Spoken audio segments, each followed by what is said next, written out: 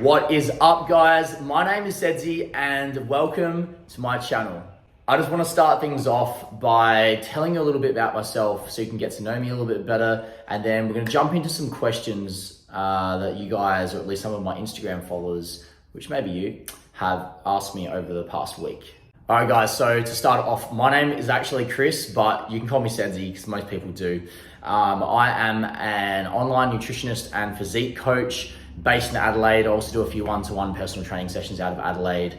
I am also an accredited sports nutritionist, which you may have picked up judging by the name of my channel. I'm also a men's physique competitor in the ICN Federation here in Australia. ICN stands for I Compete Natural, so obviously I'm all natty. And as you probably would have guessed by the title of this series, ICN Prep Diaries, a lot of this content is going to be documenting my journey through the 28-week prep that I have ahead before ICN state titles, Season B here in SA, and the Nationals. Well, hopefully your boy's going to get the overall and the much coveted pro card. I'm also a My Protein Australia ambassador, so if you like the look of this activewear, or you want to get yourself some of the best and cheapest supplements going around, please check out the link in the description of the video below. You can hit that link and it'll automatically apply my 40 to 45% discount. Huge savings, great price products, really good quality. And if you do use the link, it supports me and the channel, and I really, really appreciate it. But that's enough about me for now, guys. If there's anything else you'd like to know, please don't be afraid to chuck a comment down in the comments below and I'll get back to you ASAP. But for now, let's jump into the Q&A.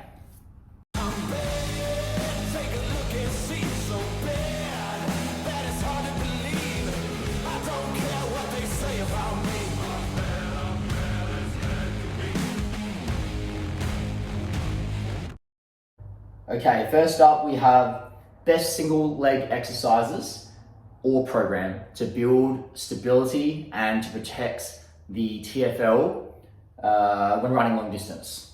So the TFL, for those of you who don't know, is one of your hip flexor muscles, and it's very close to your gluteus medius or your glute med, which runs sort of along the side towards the back there of your hip.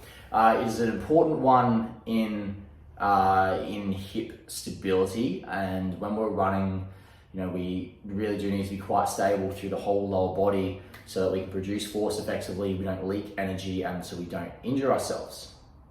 So this is a great question. There's not really any best exercise for anything in my opinion, but yeah, I'll answer this the best I can. So I think the best protocol would be, one, to just have good hip mobility. Always make sure you have sufficient internal and external rotation. You're able to flex and extend at the hip. Make sure that, I guess your glutes and your hip flexors at the front of your hips are pretty loose, at least loose enough so that it doesn't cause your pelvis to tilt forwards or back. And having good mobility and awareness of your body like that would allow you to maintain a neutral pelvis rather than being like really arched or like rounded the other way in flexion or extension, and will allow you to maintain proper positioning throughout running and exercise, because the way that your body is positioned and the way your bones and joints are positioned is like the biggest thing. If people talk about mind muscle connection and all this sort of shit, but at the end of the day, the main overarching thing, step one, is get things in position. Get it in position, and then muscles, they're slaves to the bones. They do what they're told most of the time. That probably didn't really give you the answer you wanted, but yeah, if you want some actual exercises, I guess you want to be able to just have a strong lower body, but definitely like having strong glutes, and making sure that you don't hammer the TFL all the time by doing like clamshells and stuff is probably a good way to start. So do some sort of hip extension exercises with your knees in more, not out wide, so that you're in a bit more internal rotation, and that's going to be better for your glute max, and it's going to take a little bit of that stress away from your glute med, because I could talk about this for a long time, but yeah, the TFL and the glute med often get mixed up and get overworked. Now we'll see if we can answer some shorter questions now that we've got that one out of the way. Can we please take Bulgarian split squats out of my leg day? Thanks. Sorry, Heath, no can do, brother. For those of you who don't know, Heath's kind of like my protege. He's an online client and a good mate. You'll probably see him on some of his vlogs in the near future. Next one is tips on staying calm in front of the camera or on stage. So I guess I'll jump to on stage first. Whenever you're doing some sort of public speaking or you're walking out on stage to do your posing or to present yourself on in a competition, it's best that you don't look people in the eye. So for one, don't overthink it. Two, don't look people dead in the eye. Just sort of look over the audience, scan, just sort of look into the distance, look past people, not into their eyes. Otherwise, you'll feel very awkward and you'll probably shit yourself. And just practice, like practice makes perfect. Doing posing classes with, half a dozen other people and, an instructor definitely helps. And there's posing in the gym, whether it's out on the gym floor or in the side room, where the good lighting is doing that and not being afraid to do it when people are there. That's a good way to build up that confidence. And when you're in front of the camera, maybe it's for socials, maybe it's not, just get out of your own way. This is something you need to do, whether it's to build up your brand, for your business, or maybe it's, to practice posing for a competition. You just need to do it. And the sooner you do it, the better you're going to get at it. So the sooner you get out of your way and stop making, those little excuses and just start showing up for yourself, the sooner it's going to get easier. And you find that most people don't give a shit. Most people aren't really judging you that hard. Maybe some people are, but their opinion doesn't matter. So just get in, do it, and it'll become a lot easier. So the next question is, when is my next comp? That is a good question. I'm pretty sure the first comp is ICN, which is the main one that I'm gunning for, the one that I want to get my pro card in. That is 2nd of October this year. So when prep starts next week, I'm going to have 28 weeks to get lean as fuck and get the best shape of my life. Hopefully, when I compare myself to last year, however I looked, maybe we'll put a little picture of that up there. Hopefully I'm going to look a hell of a lot more jacked and a bigger, more filled out frame, but we'll see. I might do A and B after that as well. And ICN Nationals are the following weekend on the Saturday and Sunday. So the aim is to get there one way or another. If I win the overall in the state show in Adelaide, then I can go to Nationals and then I'll be up against the best in the country, and I will have to beat every single one of them to become a pro. This next person wanted to know some tips to help get their protein in. I would just start by eating protein at every meal, 3 to 5 times a day. You might even have protein with your snacks, or you might eat 4 or 5 actual meals per day. That is a great place to start. If you're getting 20 or 30 grams of protein in per meal, then that starts to add up pretty quickly. And if you're a larger person or a male with a little bit of muscle mass, I would try to have 40, maybe even 50 grams of protein with main meals. And then all of a sudden you're having 160 grams of protein just from main meals and maybe a shake or a snack. And then you see yourself sitting at 200 grams of protein a day. Sounds simple, but can be harder in practice. So next one is, what is better for tracking calories? An Oura Ring, Whoop Band, Apple Watch, or any watch, I guess, or a chest strap. So I have an Oura Ring, I don't have it on me right now, but I only wear it really when I sleep. That's the only thing I really find it useful for. The Whoop Band is all right for tracking workouts as well as sleep, but not as good as the Oura Ring. Probably can say, the same about an Apple Watch. It's okay for tracking activity and stuff like that and steps, but I wouldn't think it's too reliable for sleep, and I wouldn't recommend you really worry about it. But a chest strap is the bee's knees. It is the absolute gold standard when it comes to tracking calorie expenditure from exercise and movement. Chest straps are a lot more accurate than all the other methods we talked about, especially things worn on the wrist, but they still aren't 100% accurate, particularly with resistance training. So I'd say they're probably more beneficial to wear when you're training for cardio and conditioning. Next up, what does a day of eating look like for you? Well, actually right now it's pretty easy to tell you because it is the same basically day in, day out. So what I'm doing is having overnight Wheat Bix, which is a couple of Wheat Bix mashed up with protein powder, topped with frozen berries and topped with a tub of YoPro, and just put that layered little parfait in the fridge overnight and eat it cold.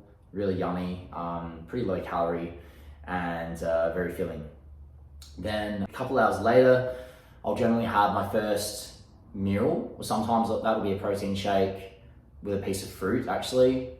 So I have like 2 scoops of my protein clear whey, which is like tastes like a cordial / juice, which is pretty refreshing, and maybe banana or a couple nectarines or something. Then a few hours later, I'll have my first like decent meal. I have one of the Macros ready-made meals off of the game plan, because they're around 500 to 700 calories and contain 40 plus grams of protein, which suits me really well. So I have one of them. A couple hours later, or a few hours later, I'll have another one of them, generally with some added vegetables so I can hit my fiber targets. And then last of all, sometimes another macro meal, or I'll make a whole meal pita bread pizza with those big whole meal bases like this. So it's a decent sized pizza, basically like a normal sized pizza, just low calorie toppings. And all up, that brings me to 2,600 to 2,700 calories per day. I'm aiming to eat about 225 grams of protein a day, sometimes a little bit less, and then eating predominantly carbohydrates for the rest. If you guys are interested in hearing about my nutritional intake in a little bit more detail, then please let me know in the comments below, and I'll be happy to do a video on just that.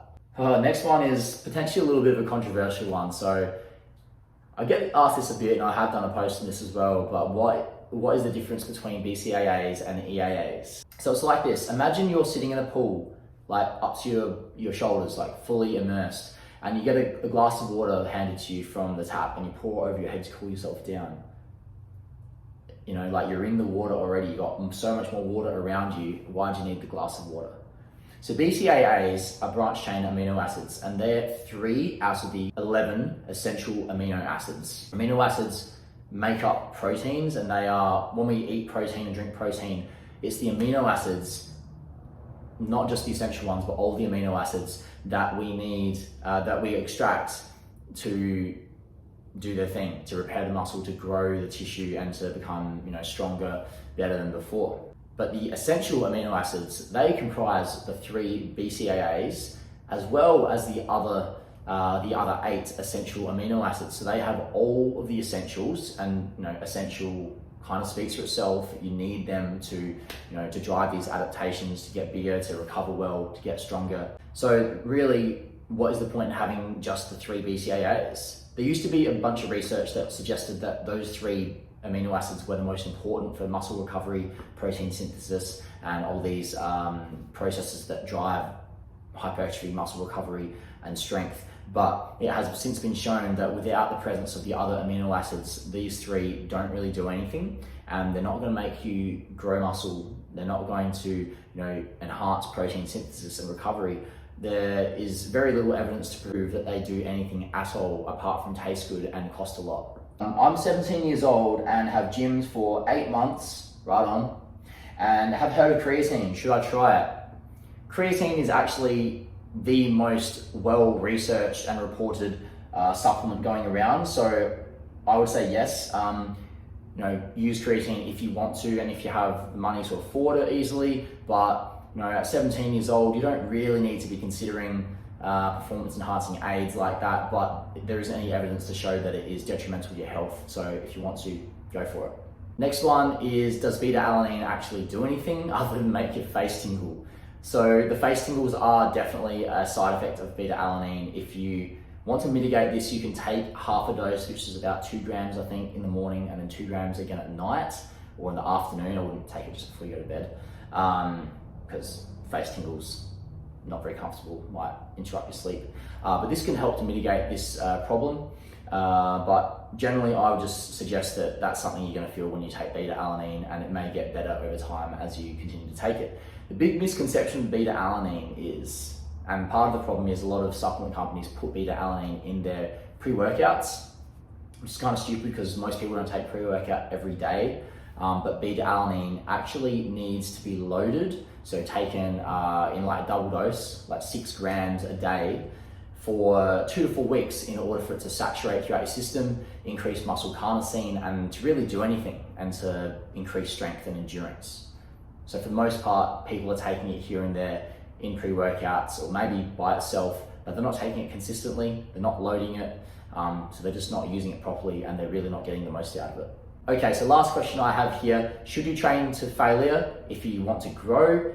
This is a good question, probably a little bit of a nuanced topic, So I'll try to answer it as best I can.